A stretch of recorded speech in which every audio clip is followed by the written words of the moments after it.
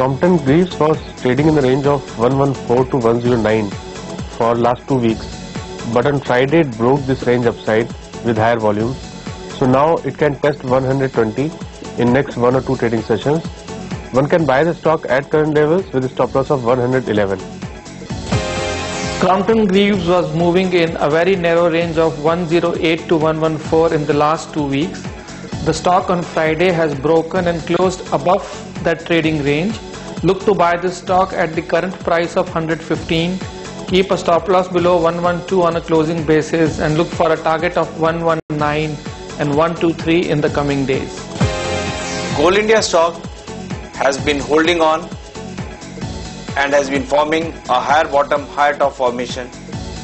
As we approach clearing, some sort of short covering can come in the stock.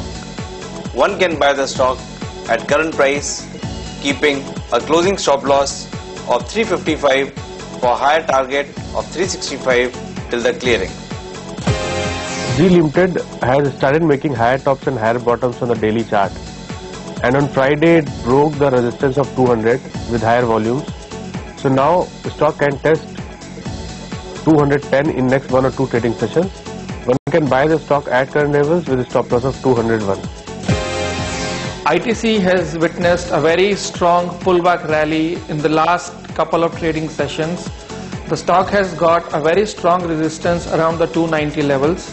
Look to short this stock at the current market price, keeping a stop loss above the 290 levels on a closing basis, and look for a target of 275 and 265 in the coming days.